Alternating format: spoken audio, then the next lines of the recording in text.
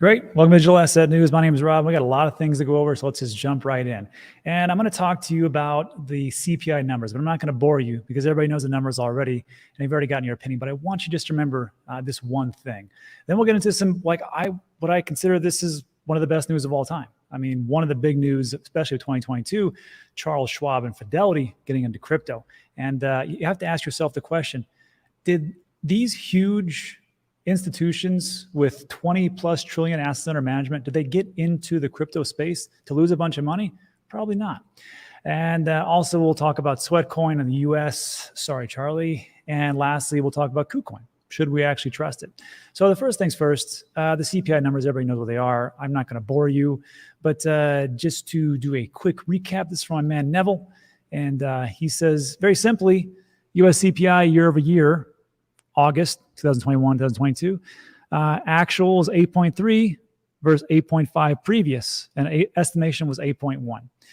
US CPI month over month, August actual 0.1 versus 0.0, previous -1. And then this is the big one, US core CPI, which is food and energy taken out of that equation. Year over year, August, actual 6.3 versus 5.9, previous estimate 6.1. So we were up a little bit. And US core CPI month over month, it was supposed to be 0.3, but went to 0.6. And of course, because of that, the market took a big dump. And that's in the traditional markets and the crypto markets. I know you guys know the prices because you probably checked your portfolio about 30 times already. So why am I going to bore you? However, if you want some in-depth reporting about what this actually went on, follow my man Ben over at Into the Cryptoverse. Benjamin Cohen, he had a great video. It's about it's 20 minutes long. Seemed like a bit faster. So if you want just a light sharding of your pants, just watch that one. But if you want a heavy sharding, go watch my man Michael Cohen. That is dangerous stuff, what he talks about. Not dangerous, but man, that guy really lays it out about the worst case scenario. I linked both of them as a link in the description. I was kind of expecting the CPI numbers to be even Steven or a little bit high, and that's just how it goes. There's natural cycles, right? But the question I had was, what was the aftermath? Well, first things first, FTX froze for, I think, a couple hours or so under the strain of the CPI volatility. More than 110 million was liquidated across crypto exchanges in the 1 hour following the CPI print. And just to let everybody know, not to put FTX under the gun, FTX Sam Bankman-Fried confirmed that the exchange faced issues, stating that the website did wonky auto refreshing for a lot. The problem there was a freeze at 12:30 UTC time, and it was fixed roughly an hour, 13:25. So that's a lot of trading for FTX to take a little hiccup. That's big. And what they talked about as far as the people getting liquidated, that's the truth. Over here at CoinGlass.com, liquidation data, you can see that people who are like, we're going to the moon. This is the market, and it's going to keep going up. They got liquidated, 148 million as of right now. Shorts got liquidated a little bit, but not too much. 148 million. That's what's going on. And not to make fun of anybody. I mean, look, I don't know where things are going in the short term. In the long term, we'll get to that. But just something to keep in mind, and that is that the next couple months and maybe 18 to 24 might be a little shaky. I'm just going to be honest with you. However, I need you to remember this one thing. That is, just because we go down and we have problems and we have high CPI numbers and we have terrible macro issues and we have issues with the housing market, energy, wars, and everything that's going on to make the macro seem just purely awful. Remember, these are natural cycles. This too shall pass. And just like we see with the dates of the U.S. recession, I personally think we're in a recession right now, but people disagree with me. That's fine. I don't really care. I think if we're not in here now, we're going to go there sometime soon. Just remember that recessions don't last forever. I want you to look at the gaps in between. In between these recessions last about 18 to 24 months. But in between, you have economic surplus. The golden ages, right? Even in the 70s, when everybody's talking about Volcker right now, and even early 80s, after that, it was smooth sailing, baby, until 1990. Of course, there's a little bit dump there. And then, of course, here we go, all the way through 10 more years and the dot-com crash. And then about, I don't know, what was that, 8 months? Then we had 2001 all the way to 2008. That was a nice time. And then, of course, the housing market crash. Then we had 10 sweet years or more, 11. And here we are with the coronavirus. I don't know if you heard about that one, but a lot of things are going on, and then boodles reset. Maybe we have a couple of bad years. Here's the question I have to ask you. Are you okay with that? Are you okay with the price action going down? Are you okay with seeing your portfolio lose 20, 40, 50, 70%? Is that something that concerns you? If it does, there's options for you. I can't tell you what those are. I'm not an investment advisor. But for the ones that just look at this and go, okay, well, I think I know where we're going in the future. I think I know that if I stick around for a while, things will work out. Not on every crypto, not on every stock, not on every real estate investment I do. Obviously not, right? Nobody's perfect. But in the long run, if I stick around, usually things will work out okay. So these are the big questions that I ask, because when I look at these things, I was honestly hoping for a bigger dip. I know some of you hate to hear that, but that's just the truth. I was hoping for that, because I just think to myself, in 2 or 3 years, these prices are going to look like child's play. And that will lead me to my next point. Here's some good news. And when I read this, I want you to think to yourself about, do these people get in to lose money? Are they dumb money? Do they just like to throw away their cash? Maybe not. And maybe we're in the right place at the right time. So this just came up. Charles Schwab, Citadel, and Fidelity launch EDX crypto exchange. First of all, why is it such a big deal? Well, Charles Schwab is a little company with 8.14 trillion assets under management. Fidelity has 4.5 trillion assets under management. And they didn't mention this article because they're doing their own thing, but just remember that BlackRock also launched a private trust to give client exposure to spot Bitcoin on August 11th. And they also have around 8.5 trillion assets under management. Do you think that these people get in to give their clients really bad advice and have them lose a ton of money so they never come back? Or do you think they're getting in just at the right time when the market's taking a big dip?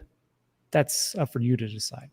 But here's what's going on here. So, named EDX Markets, it will be a first-of-its-kind exchange, giving investors safer, faster, more efficient crypto trading. Other backers include Citadel Securities. I think that's the one for Robinhood. Paradigm, Sequoia Capital, and Virtu Financial. The intention of the industry consortium is to build market infrastructure that contributes to increased optionality for liquidity to facilitate a more efficient, secure, and cost-effective process for trading digital assets. So says a Fidelity rep. And when I'm reading this, I'm like, the first sentence, it says right here, it will be a first-of-its-kind exchange, giving investors safer, faster, more efficient crypto. I got to ask you the question. I don't know what the difference is besides deep pockets. I couldn't really find it in this article. Maybe someone can help me in the comment section. But this was concerning. Not concerning, but it made me think. The world of digital assets has long been thought to be complicated, with things like private keys and other things related to storage and custody, typically putting off the traditional investor. But EDX will serve both institutions and retail investors, giving them a safe entry point to crypto. So the question I have is this. Not really a question, just a thought process. That's probably what they're going to do. They're going to say, look, this is just too cumbersome for you to understand. You're just not too smart. You don't have enough time, institutional investors. Maybe they don't. We're going to handle all these things for you. Not your keys, not your crypto. It doesn't apply to you. You're special. We'll help you out. We'll do it. I got to tell you, about a year ago, I would have been like, that's great. Now that I've been in this space for quite some time and you have been here with me, you are not a tourist if you're here right now. You know all the different problems that we've had with the rug pulls and the scams and the illiquidity and the insolvency. And you know how dangerous it is when somebody else custodies your coins and has your keys. And I think for these new people that come out, it's important, it's imperative that we understand and we know that, and we can teach those people moving forward that, hey, this might not be your best option. We understand if you have like 3 jobs and 20 kids and it's just very difficult for you to do, that would be very tough. However, as time goes on, it doesn't take a lot of information to understand how to custody it for yourself, how to become your personal bank and do the things that can lead to safety instead of putting it into the hands of somebody else and God knows what they're going to do with it, as we've seen before. So these are the things that concern me. It's good news as far as adoption, but this last part just makes me wonder, and it makes me realize we got a lot of things to do. And that's it for that piece. So let me know what you think about that in the comments section. And I will just follow up with this as far as the bad news today, the market drop, the exceptional news that we just took a look at, and then the things that are going on. Now, there's all types of different YouTubers and people on Twitter and your newsletters that you read and magazines that you'll pick up as far as like what they are doing for investments. One of the things that you'll see, of course, is that there's a lot of people will say dollar cost average and buy forever, buy and hold and diamond hands to the moon. I think that is dumb. I don't think that's the right way to do things for me. Maybe for some people, they're like, hey, I'm just going to be here forever, and I'm going to give this crypto to my kids, and those kids will give them to their grandkids, and the grandkids will give them to the great-grandkids, and no one will cash out. We will just take loans against it or do whatever we do. Bitcoin will become the world reserve currency next year or 10 years or 20 years or whatever else it is. I personally don't believe that. I believe that there's utility, but that utility hasn't been fleshed out perfectly yet. I think there's a lot of speculation. So when I take a look at these things, I'm thinking to myself, okay, what's a good time to accumulate? What's a good time to sell? Bitcoin rate price, all these indicators I'm talking about right now are looking to Bitcoin. I love that website because it's free and it's really high quality stuff. So we can just see, and it just gives you, it's like a logarithmic regression. You can see that right now, let me blow this up. Might be a good time historically to maybe think about accumulating. That's just one. Then we take a look at the MVRVZ score. The same thing. I like these charts. It makes it very simple for an ignoramus like myself, where you can take a look at, well, when it goes low, this might be a good chance to actually, accumulate those types of things. And then it goes into the other area. If we're going into the red, things are getting overheated. Maybe it's a good time to think about selling, when Bitcoin was at 58,000. And then from there, then we take a look at the NUPL, net unrealized profit loss, and all these things. There's always a description below about what these things are and how they actually work. Same thing. We're actually in the hope and fear stage. We're nowhere near the top, right? So maybe it's a good time to accumulate. And then we take a look at the Pi cycle top indicator, which has done a pretty fairly good job of calling the Bitcoin top retrospectively. It was created in 2019, I want to say. Yes. No, let me see. Yeah, April 2019 to be exact. And going back, it nailed 2017 and 13. This one had a double top.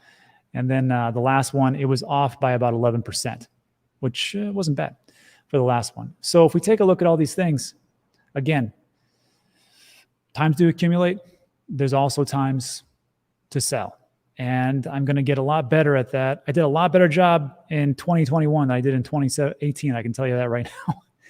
But there's one thing I still need to do. I did a video, my exit strategy, which we'll talk about. And I talked about there were some cycle top callers, Pi cycle top, and UPL time and risk over at Ben's website. There's some bottom callers. And just things to look at. I'm going to be putting out a video in the next 2 weeks or so, because it's been requested, about taking profits. And there's all different types of traders. You've got scalpers, you've got day traders, you got long-term holders, buys and sells, and all different types of people. Me personally, I'm here for a longer haul, but at some point, I will be selling. And I'm going to talk to you exactly when it is. I'm going to tell you the exact, not the time period, but the things that I'm looking for, because once that hits, 40% of my entire crypto portfolio, I will sell. And that's what I got. That wasn't a very popular opinion, because people say you shouldn't sell crypto ever. I say, why not? Especially to have dry powder on the side. And it really helps right now, because I did that in 2021, that I bought other assets. I bought real estate. I bought land. I rolled into my Amazon business. And those types of things that I'm able to do, and also cash, those types of things I'm able to do, it allows me to breathe easy on nights like this, or days like this, when I wake up and go, wow, we just took a 10% hit or whatever else it is. It's a good thing I've diversified just a little bit. Anyhow, let me know what you think about that in the comment section. That'll be spicy. And then lastly, Sweatcoin in the US, and sorry, Charlie. So as you know, on this channel, I've been talking a lot about Sweatcoin. Just launched yesterday, and they're pretty good. I mean, there was a fair launch. I got into the private round. So everybody knows I got in the private round. They didn't pay me, I paid them.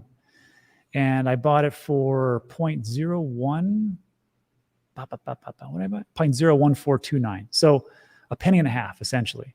But when they launched, it launched on these exchanges, FTX, OKX, and a bunch of different ones at 0.006. So it was below what I got for it. So there's some pretty happy people, and it doesn't reflect here on CoinGecko, but that's what they launched it at, as far as I understand. But went up to today, hit 7 cents. That's pretty good. I mean, honestly, if you think about it, there's always a bull run somewhere.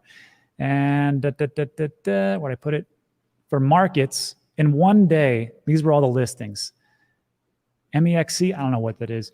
OKX, and it just launched today on DEXs. So if you're an American, not a bad choice. Uniswap, KuCoin, which if you're an American, I use KuCoin. Gate.io, I don't use that. Bybit, I don't use that. FTX, I use. Bitcoin, I don't know what that is. Uniswap, LBank, Bitfinex, big one, big one. And then Ref Finance, and also Swissborg, just listed this morning. That's a pretty good, solid listings in one day of exchanges. And of course, we talked about this, the top global crypto exchanges. I didn't know OKX was that big, 25 billion. Bybit, 13 billion. FTX, 15 billion. That's in 24 hours. What else? Uniswap, 1.3. So the only one that hasn't listed yet is Binance. But I hear rumors that might be coming. But there was a question. Not this. I'll get to that. Sonny Soprano. It's pretty funny. So he states, as a user in the US, what can we do at News Asset? It seems I can't transfer the coins or download the wallet. And we talked about this yesterday, but I want to make this crystal clear that for US residents like myself, you may have been accumulating Sweatcoin, but you can't get the crypto wallet yet. And we did a deep dive, and I had Oleg and Ophir on the Dan Degen channel, and what he answered that question specifically about U.S. residents. He goes, "Look, we're not going to do it now yet because we don't want to deal with the securities issues because of your guy Gary Gensler. He is my guy. I like Gary.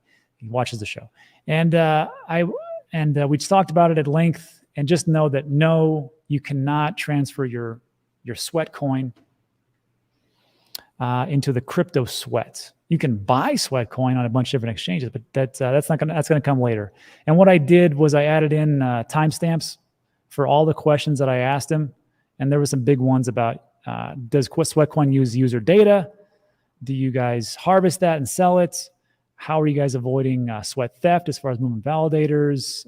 Additional revenue generation, and the big one is at 3210. Why not the U.S.? And Oleg answered that's pretty good. So that takes care of that piece. Let me just think about the comment section. And then lastly, KuCoin.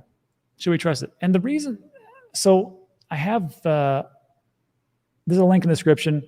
These are the 4 exchanges that I use: FTX, Kraken, Coinbase, and KuCoin. Why? Because I'm an American and I have limited options because of Gary, who watches the show. And of course, below me, you can see the rules. The rules are, it's all gone. Don't invest more than you can afford to lose. Everything's a scam until proven otherwise. Don't leave anything on exchanges. Nothing, as much as you possibly can. There's some caveats, I understand. But I think we've learned our lesson, right? So see his Voyager. And don't use leverage. That's a quick trip to lose everything and then take profits along the way. Nobody ever went broke taking profits. So knowing all these things, I use these various exchanges for different reasons. Coinbase, because it's super easy, dollar cost average. Kraken, because I like their mission and they have low fees. FTX has some of the lowest fees out there. And also on Coinbase, you can use advanced trade if you really want to really get some low fees. And KuCoin, I use this to get to the coins that I cannot get anywhere else. They have a ton of them. And what I did was I reached out to KuCoin because I know these guys. I know Coinbase, I know Jesse and Powell and Sam Bankman-Fried and Brian. I mean, I don't know him personally, but I've been with him for a while. But KuCoin, not so much. I didn't really know much about it. So I reached out to him. I go, hey, can you guys come on the show just to alleviate I have some questions for you. And they're very basic, which is, how'd you guys start? What's going on over there? And why should we trust you? What's the security? Because there's a lot of things going on. And they said, yes. And they thought it was actually odd because nobody from America reached out to him. So I'm like, well, I should be that guy. So Vanessa Fung came in, and she's, I forget her official title, I'm sorry, but head of investments, or part of that group over there at KuCoin. And she answered all my questions great. So what I'm going to do is I'm going to play this recorded video, and you make the decision if you want to use KuCoin. It's up to you. I use it, but that doesn't mean you should. So just take a listen. Everybody, so as promised, what I want to do was just bring in somebody who could give us a little bit more information about KuCoin, because these days with centralized exchanges, we want to make sure we know who we're dealing with. So first of all, Vanessa, thanks so much for stopping by. We appreciate it. Hi everyone. So Vanessa, I got 3 quick questions for you. Very simple. First one is the KuCoin background. Just give us a little history and what's been going on kind of behind the scenes with KuCoin. How did everything get started? Just a basic overview. The next one is, and I think this is a big question, how does KuCoin guarantee safety and security? We've got a lot of different problems with hacks. Now, these are different things like for different projects, but as far as like the exchange itself, we've had a lot of problems recently with centralized parts, and those would be like a Celsius and Voyager and things like that. But how do you guys deal with that as far as security and safety? And then lastly, why should we use KuCoin? So Vanessa, first question. Give us a little background about KuCoin itself. Sure. So the whole journey of KuCoin of these years is absolutely an amazing stories. And actually behind KuCoin, there are 2 tech geeks who were early blockchain adopters, having started coding when they were 8 and found their startup when they were 16. So one of our founders actually, he immediately started to mine BTC, Bitcoin. He heard about Bitcoin from his boss in 2012. But when he tried to sell some of his Bitcoin on MineGox back in those days, which is a pretty large exchange back in the days. Back then, he realized that so-called the world's largest platform at that time was quite difficult for beginner to use. So as going on, the adoption of blockchain continue, our founders realized that the financial system is actually reshaping to something that would not only serve the wealthy people, but everyone, really literally everyone in the world. So even I would say maybe some people, they are not well educated or unemployed, but they're still knowing how to doing investment right now. So in August 2017, KuCoin 1.0 went live, and starting with a people's exchange that would allow everyone to get involved with crypto. So KuCoin global registered user exists 1 million at the end of 2018 and after a few months, then we raised 20 million in Series A funding from IDG and Matrix. So which accelerated KuCoin's rapid growth, I would say. And in 2022, which is this year, KuCoin achieved a number of milestones actually. Like we've secured 150 million pre-Series B fundraising, which led by Jump Crypto, and KuCoin's accumulated trading volume exceeds 2 trillion this year. And our global users has been over 20 million in July this year. That's interesting. Thanks for the background. I find it fascinating that one of the founders, the reason why he started up KuCoin was because there was an issue with Mt. Gox and about how difficult it was actually to use. So I can understand that. It's the same thing with Blockbuster, matter of fact. The person that started up Netflix, the whole reason why they started up Blockbuster is because they were so disgruntled with all the different fees for returns. So they made Netflix. 3 or 4 or 5 years later, they went to go sell it back to Blockbuster, and they said, no, we don't need that. And of course, the rest is history. So that would lead me to my next question, Vanessa.